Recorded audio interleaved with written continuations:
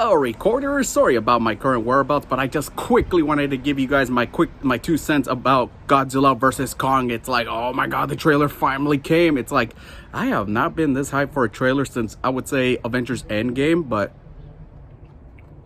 did it live up to the hype?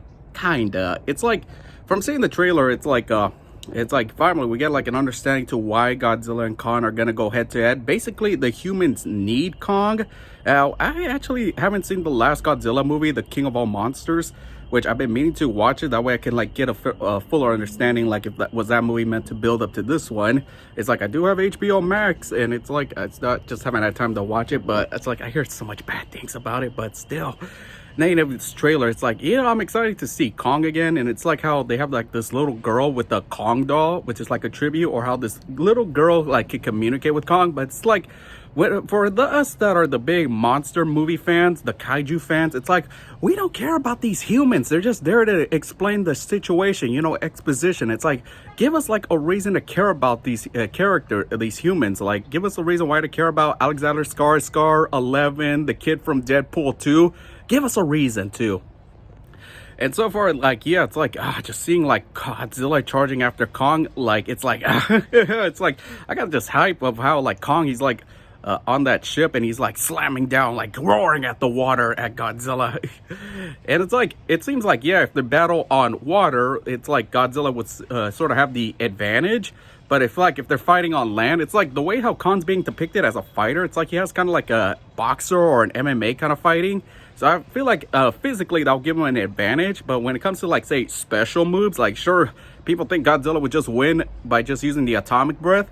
But it's like, so far it's like looking good. But I feel like that song that comes out like in the middle of the trailer kind of like, let's say, took me out of the tone. It's like, I just want to hear like a musical, like a score, not like say any like rap or anything like that.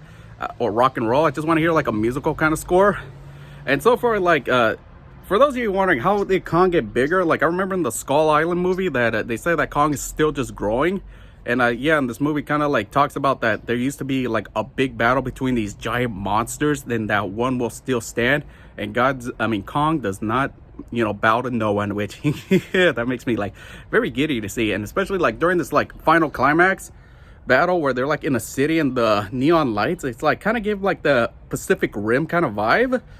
And maybe like Pacific Rim help influence modern like these kind of kaiju battles. I mean, this looks like a video game movie, which hopefully like what the fans are concerned about, that in the end Godzilla and Kong will just team up to fight an even bigger threat, which that would just sort of ruin the movie. Which, come on, hopefully that doesn't happen. Like, be original for once.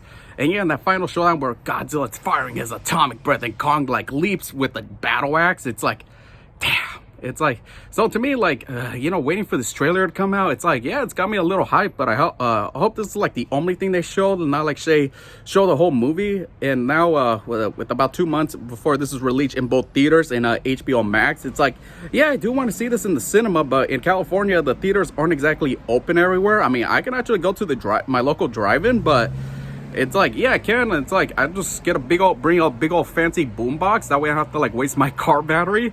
But still, it's a shame that we maybe not all of us will get the cinema experience, which I really do want for this movie. It's like, I don't want like, the theaters to die, but because of COVID, what can we do? I mean, sure, eventually, not everyone's going to be able to get the vaccine by then, but even still then, it's like, maybe they should like, once enough people get the vaccine, maybe they should just still allow people to go to the theaters with the, say, mask on. But still, that's all I got to say, recorders. Anyway, comment down below your reactions. I would love to hear them, and I'll probably do another like better review of this, and catch you next time.